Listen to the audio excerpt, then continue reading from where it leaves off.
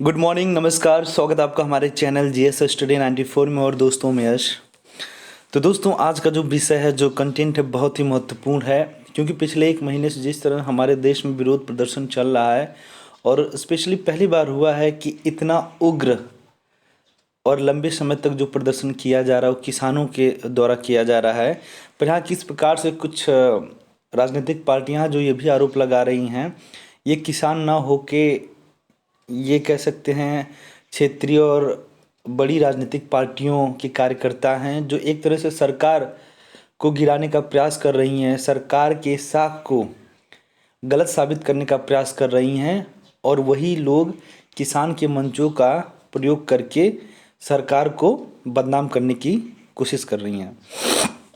तो दोस्तों, इसी से रिलेटेड आज हम बात करेंगे। कई सारे सवाल हैं आपके मन में जिनका समाधान आप नहीं कर पा रहे हो शायद, और आप तर्क वितर्क कर रहे हैं, तो शायद आपको ऐसा कोई मिल नहीं रहा है जिससे आप ये पूछ सकें कि आखिर क्या वजह है, वास्तविकता क्या है, क्यों वार्तालाप नहीं हो पा रहा है सेंट्रल गवर्नमेंट और जो किसान यूनियन के अध्यक्ष महोदय लोग हैं, क्यों बार बार ये सरकार पे आरोप लगा रहे हैं कि सरकार एक तरह से हमारे ज़मीनों को बड़े बड़े बिजनेसमैन को बेच रही है, फिर वही गुलामी वाली दास्तान में हमें जीने के लिए मजबूर करने का प्रयास कर रही है। ऐसे तमाम तरह के आरोप लग रहे हैं, तो उसके बारे में आज हम निष्पक्ष और आप लोगों के साथ ही बात करेंगे। तो पहला है, देखिए यहाँ पे जो मेन है, जो विषय, वो है क्रांतिकारी साबित होंगे नए कृषि कानून। तो दोस्तों, आज इस विषय को जो सबके सामने, आपके हमारे सामने जो रखे हैं, वो बहुत ही गौरवशाली, यशस्वी योगी आदित्यनाथ जी हैं, जो इस समय करंट में, वर्तमान में उत्तर प्रदेश के मुख्यमंत्री हैं। तो उनके विचारों को आज हम देखेंगे। यहाँ पे उनके विचार किस चीज़ को प्राथमिकता देते हैं, क्या कह रहे हैं, ठीक है। और कल जो भी भाई बंधु बहन, जिन लोगों ने भी कमेंट करके पूछा था, बहुत अच्छा लगा। और आप लोग 2 सेकंड निकाल के एक प्रतिक्रिया कर देते हैं, कमेंट कर देते हैं, बहुत अच्छा लगता है कि हाँ, उपस्थिति है आप लोगों की, अच्छा लगता है आप लोगों को वीडियो देखने में। मैं आपको बता दूं, यदि आप 1 हफ्ते से 2 हफ्ते, मतलब रूटीन में इस वीडियो को आप देखें, यदि आपके व्यवहार में, आपके विचारों में बदलाव नहीं आया, तो फिर आप हमसे कहिएगा। आपके विचारों में भी और आपकी जो दृष्टिकोण है, उसमें एक बहुत बड़ा फ्लक्चुएट होगा। जो सोचने समझने की जो शैली है, उसमें बदलाव आएगा, और यही चाहिए। यूपीएससी यही मांगती है कि आपका जो जवाब हो सामाजिक और संवैधानिक हो। ये नहीं कट्टरपंथी हो, बस बोल दिया तो मेरा राज है, नहीं है। जो संविधान में निहित है, जो सामाजिक दायित्वों को पूरा करता है, ऐसा जवाब होना चाहिए, ठीक है। चलते हैं आगे। लिखा है, आदरणीय प्रधानमंत्री नरेंद्र मोदी जी के नेतृत्व में केंद्र सरकार ने पिछले 6 वर्षों के दौरान खेती और किसानों के हित में कई महत्वपूर्ण कदम उठाए हैं। नए कृषि कानून भी इन्हीं प्रयासों का हिस्सा, जो किसानों के जीवन में व्यापक परिवर्तन लाने में सक्षम है। तो मित्रगण, मैं आपको बता दूं, सबसे पहले ये व्यक्ति, specially I am talking about prime minister Narendra Modi ji, ये बंदा कैसे हितैषी नहीं हो सकता है। सोचिए, जो व्यक्ति किसानों के लिए किसान निधि योजना लेकर आया, जो व्यक्ति बार बार सार्वजनिक मंचों से यह कहता हो कि मैं किसानों की आय दोगुना कर दूंगा, पर मैं मानता हूं कि तमाम तरह की समस्याएं हैं, बाधाएं, रुकावटें इतनी जल्दी दूर होने वाली नहीं हैं। उन्होंने एमएसपी, जो मिनिमम सपोर्ट प्राइस है, उसे पहले से ज़्यादा मजबूत किया। किसानों के जो फसलों के नुकसान होते हैं, उन पे त्वरित एक्शन ली जाए, और उनका जो नुकसान हुआ है उस पे जो उनका कंपनसेशन होता है, उनको तुरंत दिया जाए। आप कैसे कह सकते हैं कि एक व्यक्ति जो किसान है, जो गरीब है, उनके हत्या का प्रयास कर रहा है? क्योंकि ऐसे तमाम तरह की बातें चल रही हैं ना, जो विपक्षी राजनीतिक पार्टियां हैं, कार्यकर्ता लोग हैं, आमजन लोग हैं, इसी तरह के तो बातें कर रहे हैं कि मोदी की जो एक विज़न है, जो दृष्टिकोण है, वो चाहते हैं कि यहाँ से गरीब हट जाएँ, किसान हट जाएँ, बड़े बड़े बिजनेसमैन एंटरप्रेन्योर का यहाँ पे राज हो। चूँकि ये दोस्तों पूरी तरह से गलत है, इस चीज़ को आप मानिएगा। ये इतनी इतना मतलब ऐसी राजनीति कौन कर सकता है? चंद वोट पाने के लिए आप इस तरह की राजनीति करेंगे। एक दिन जनता जब सारी चीज़ों की वास्तविकता जान जाएगी तो आपकी राजनीतिक पार्टियों से, आपके लोगों से, आपके विचारों से नफरत करने लगेगी। तो फॉर गॉड, ईश्वर के लिए आप लोग डरें। सच को आप कर सकते हैं, गुमराह परेशान कर सकते हैं, पर ज़्यादा दिन तक नहीं। जिस दिन उसकी वास्तविकता सबके सामने आएगी उस दिन लोग जानेंगे। हालांकि कुछ विपक्षी दलों को यह बदलाव रास नहीं आ रहा। वे नहीं चाहते कि किसान समृद्ध, खुशहाल और प्रतिस्पर्धी बने। ऐसे में बड़ा सवाल यह है कि ये विपक्षी दल किसानों को भ्रमित करने का षड्यंत्र क्यों कर रहे हैं। स्मरण रहे कि किसान अन्नदाता ही नहीं बल्कि राष्ट्र के निर्माता और लोकतंत्र के सशक्त आधार भी हैं। इसलिए आवश्यक है कि कृषक देश के विकास में साझेदार बनकर भारत को विश्व शक्ति के रूप में स्थापित करें।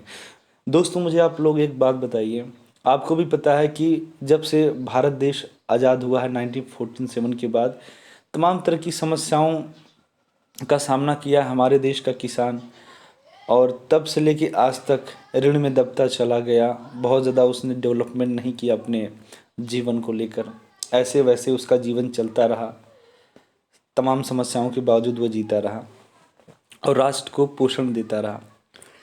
तो जब तब से लेके अब तक कुछ सुधार नहीं हुआ, तो हमें ऐसे कई रास्ते हैं जिनमें बदलाव करने की आवश्यकता नहीं, तो यही स्थिति लंबे समय तक बनी रहेगी।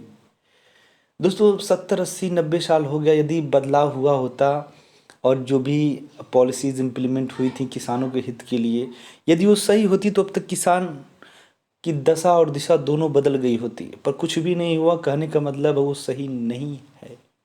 वो जो नीतियाँ बनाई गई थी, जो योजनाएं पृष्ठभूमि पे संचालित की जा रही थी, हो सकता है वो सही नहीं थी। आज के परिवेश से उसमें बदलाव करने की आवश्यकता है, क्योंकि देखिए समाज के साथ साथ यदि आप भी बदल रहे हैं, आपका जो बिजनेस है वो मोड ऑफ स्टाइल बदल रहा है, तभी आप एक लंबे समय तक मार्केट में बने रहेंगे, अन्यथा बस चलते रहेंगे, किसी प्रकार रेंगते रहेंगे। तो वही चीज़ है, उन्होंने देखा कि ऐसा क्या किया जाए कि एक बड़े व्यवसाय का रूप दे दिया जाए। पता है हमारे देश में तकरीबन 60% से ऊपर यहाँ किसान ही हैं और कृषि प्रधान देश हमारा, फिर भी जब जीडीपी की बात आती है, ग्रॉस डोमेस्टिक प्रोडक्ट, तो उसमें कितना कम हिस्सेदारी है, ये अपने आप में अपमानजनक बात है। तो कुछ तो सुधार होना चाहिए बड़े स्तर पर। इसके लिए ज़रूरी है कि आर्थिक सुधारों की तरह कृषि क्षेत्र में भी व्यापक सुधार हो। कृषक नई प्रौद्योगिकी और नॉलेज हार्वेस्टिंग के साथ उत्पादक एवं मार्केट प्लेयर भी बने।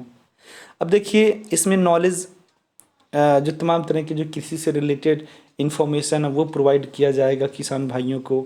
सिंचाई के लिए तमाम तरह की व्यवस्थाएं की जाएंगी, और कैसे किस प्रकार से तमाम तरह की जो दवाएं हैं, कीटनाशक हैं, यूरिया फलाना ढाई है,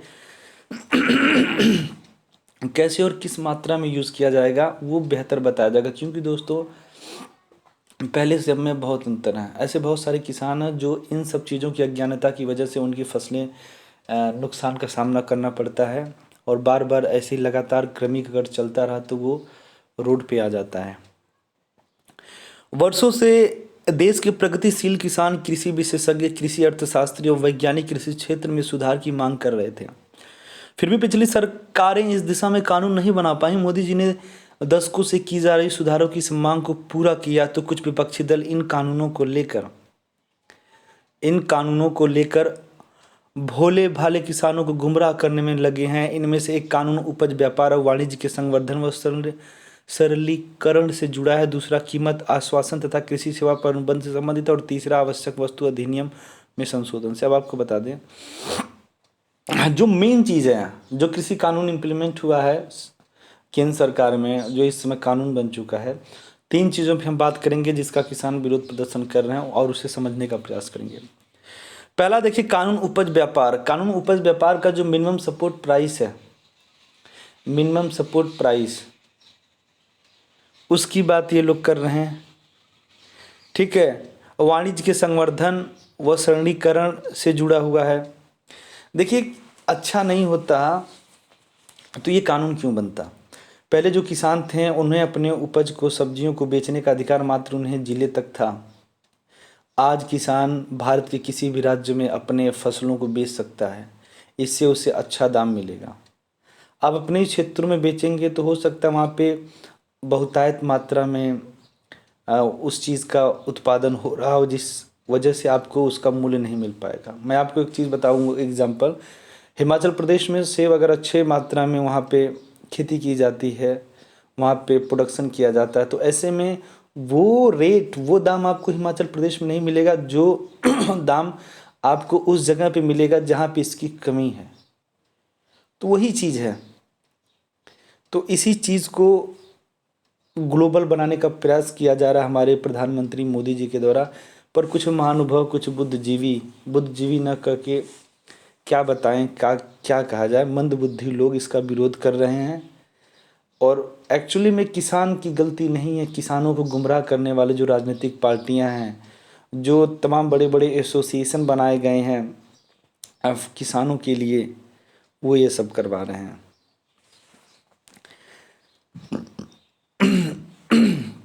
और है दोस्तों, वस्तु अधिनियम में संशोधन से, कि ये संशोधन हुआ है तो ये कर दो, वो कर दो, कोई मतलब नहीं है। ठीक है, बस सर्दी खांसी हो गई है, सॉरी, क्योंकि समय ही ऐसा चल रहा है, ठंड का मौसम है। तो ये सारी चीज़ें हैं जिसका कोई मतलब नहीं है। इस पे इतना बड़ा प्रॉब्लम क्रिएट करने की आवश्यकता नहीं है।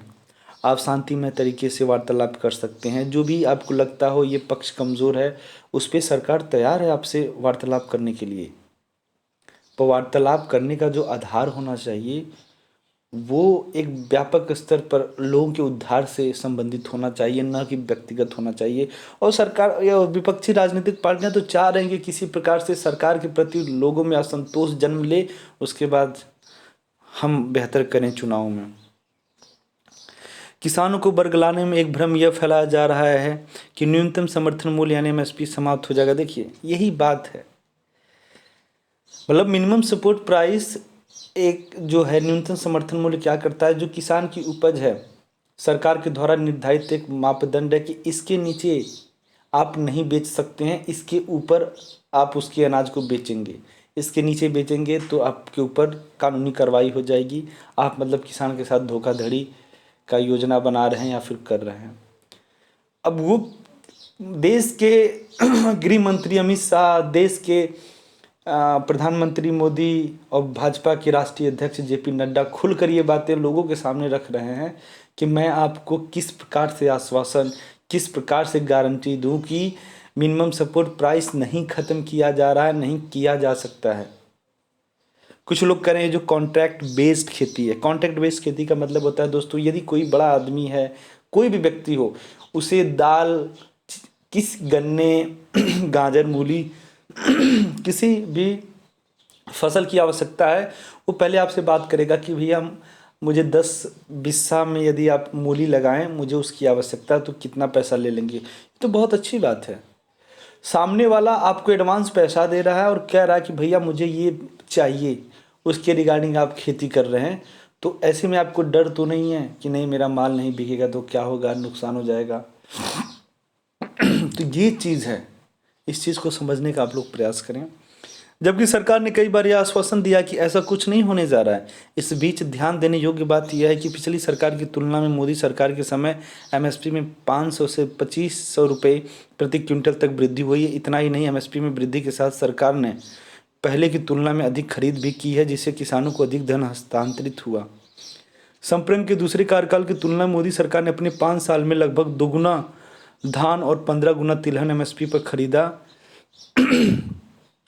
संप्रग 2 में गेहूं और धान की एमएसपी पर खरीद से किसानों को 3+4 लाख करोड़ रुपए का भुगतान किया गया। जबकि वर्तमान सरकार ने 5 वर्ष में गेहूं और धान की एमएसपी पर खरीद से किसानों को 8 लाख करोड़ रुपए से भी ज़्यादा का भुगतान किया। 2014 से पहले देश में दालों का संकट था, लेकिन मोदी जी ने नीतियों में बदलाव कर किसानों को दाल उत्पादन के लिए प्रोत्साहित किया गया। तो आप यहाँ पे देख सकते हैं किस प्रकार से यहाँ पे लिखा गया है योगी आदित्यनाथ जी के द्वारा बताया गया है, जिन फसलों का मूल्य बहुत ही कम था, किस प्रकार से हमने दोगुना तिगुना चार गुना किया है अब से लेके शासनकाल में। तो ये गौरव की बात है, पर इसे कुछ लोग हैं जो हतोत्साहित कर रहे हैं, जो सही जानकारी जनता के सामने नहीं दे रहे हैं, जिससे तमाम तरह के विकार उत्पन्न हो रहे हैं। फलतः दाल का उत्पादन बढ़ा और सरकार ने संप्रति 2 की 1.5 लाख मीट्रिक टन खरीद की तुलना में 112 लाख मीट्रिक टन दालें एमएसपी पर खरीदी। ये आंकड़े गवाह हैं कि मोदी सरकार किस सीमा तक किसानों के प्रति संवेदनशील है। दूसरा भ्रम यह फैलाया जा रहा है कि एपीएमसी यानी मंडियां समाप्त हो जाएंगी। देखिए यहाँ पे लिखा है, तो जैसे मंडियां समाप्त हो जाएंगी कि मतलब जब बड़े बड़े बिजनेसमैन, एंटरप्रेन्योर या फिर जिन लोगों को आवश्यकता है कि भैया हमें ये फसल चाहिए इतनी मात्रा में, जब वो किसानों के पास जाएंगे और उनसे अपनी बातें करेंगे कि हमें ये चीज़ चाहिए, तो उन्हें डर है कि ऐसे में मंडियां समाप्त हो जाएंगी। तो ऐसे में आप समझ गए ना, ये वही लोग हैं जो बरसों तक किसानों को उसकी उपज का सही दाम नहीं दिलाने दिए, किसानों को मजबूर किए अपने यहाँ आने के लिए और कम दाम में देने के लिए, फिर मंडियों में उसका बढ़ा चढ़ा के बेचने की। अरे भैया कुछ नहीं बंद होने वाला है। मतलब आप लोग यही चाहते हैं कि किसान जैसे जी रहा था अपनी ज़िंदगी, न उसके पास विज़न था, न व्यापक मार्केट था, न क्षेत्र था, यहाँ ये नहीं कर सकती वो नहीं कर सकती, वो वाली ज़िंदगी अब यदि चाहते हैं कि किसान जिए तो फिर बहुत शर्म की बात है। इसलिए कहा जा रहा है कि बार बार किसानों के लिए तमाम तरह के अनंत द्वार खोलने का प्रयास किया जा रहा है मोदी जी के द्वारा, उसे समझने का आप लोग प्रयास करें। पर आप लोग क्यों गुमराह कर रहे हैं किसानों को? नहीं, किसान की ज़मीनें चल जाएंगी, कॉन्ट्रैक्ट बेस्ड फसलों की खेती की जा रही है, ना कि उसके ज़मीनों की खेती की जा रही है। ऐसा तो नहीं भाई आप अपना खेत दे दीजिए हम उस पर खेती करेंगे, ऐसा नहीं है। किसान चाहे खेती करे चाहे किसी से करवाए, सामने वालों को ये चाहिए बस।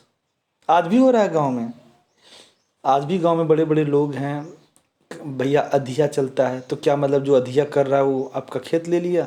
या फिर कुछ लोग हम आज भी है कि भैया 20,000 रुपये ले लीजिए एक बार का, मैं उसमें कुछ उगाऊंगा, एक फसल का इतना, 2 फसल का। तो ऐसे में खाली भ्रम फैलाया जा रहा है। ये चीज़ें पहले से ही विद्यमान हैं, पर इसे अब राष्ट्रीय स्तर पे लाया जा रहा है, कानून के दायरे में लाया जा रहा है। क्योंकि कुछ लोग ऐसे भी थे जो गरीबों का ज़मीन लेके छीन लिया करते थे, पर अब वो जब कानून बन गया तो डरने की आवश्यकता नहीं है।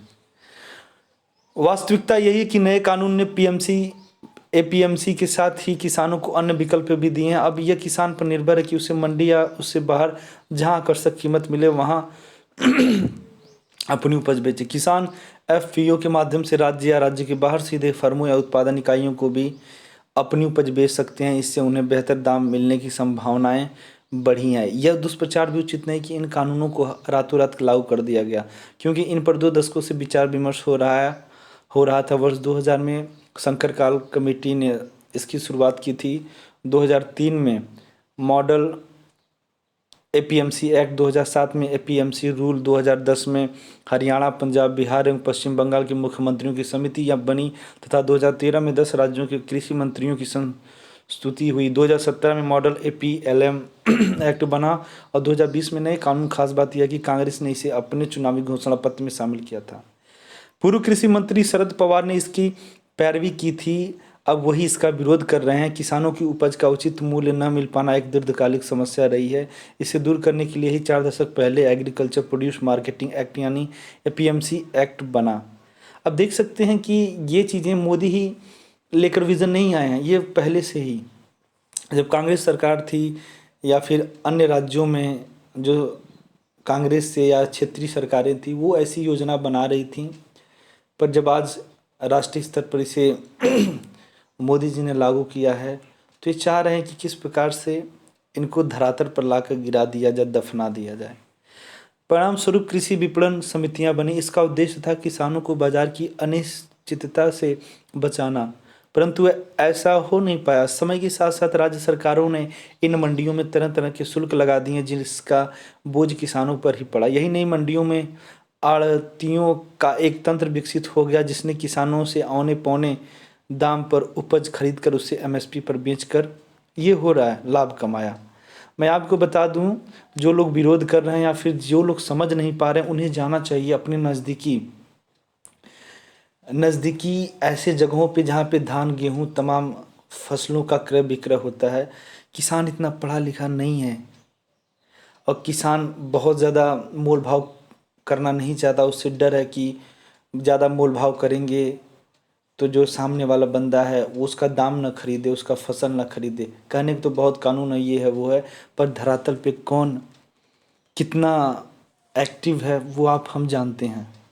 किस प्रकार से 500 रुपया दे दीजिए, भले आप गलत हो, सामने वाला सही है, पुलिस वाले जाके उसे 500 डंडा मार रहे हैं। ये स्थिति बनी हुई है राज्यों में और इस विषय को संवेदनशील रूप से लेना चाहिए और ये विचार विमर्श तर्क वितर्क का काम है। लोगों के सामने इस बात को रखना चाहिए, ये आवश्यकता है अच्छे समाज के लिए। तो दोस्तों यही चीज़ है कि लोग किसानों को ही लूट रहे हैं और वही लोग जाके आज आंदोलन करने, बहुत ही मार्मिक विषय बनता चला जा रहा है कि एक समानांतर व्यवस्था विकसित कर ली। कुछ राजनीतिक दलों और नेताओं ने इसे पर्याप्त संरक्षण दिया। किसान इसी मकड़जाल में फंस कर रह गया। नए कानून में इसी को तोड़ने का मंत्र है। तो आप देख सकते हैं दोस्त, जिस तरह से किसान के रक्षक ही भक्षक का कार्य पिछले कई वर्षों से कर रहे थे। जब उस चीज़ को लोगों ने एक्सपोज किया, उस पर कानून बनाने का प्रयास और कानून बन भी गया, तो अब वही लोग किसानों को लेकर किस प्रकार से दमखम बनाए हुए हैं। तीसरा झूठ कृषि अनुबंध को लेकर किया जा रहा, जबकि देश के कई राज्यों में व्यवस्था वर्षों से चली आ रही है।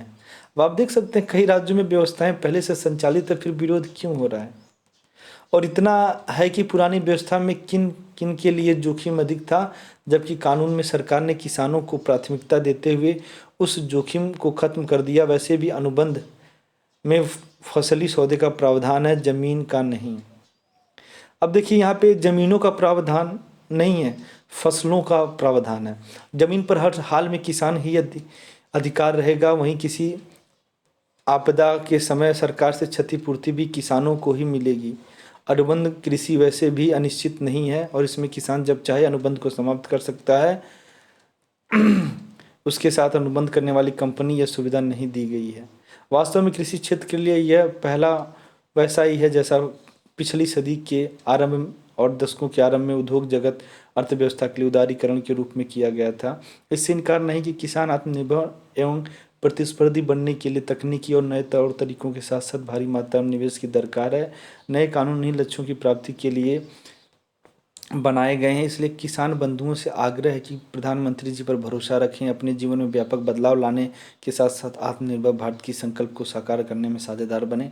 तो दोस्तों ये सारी बातें आपको समझ में आ गई होगी। यदि समझ में आई तो लोगों को भी आप जागरूक करें, समझाएं। धन्यवाद, नमस्कार।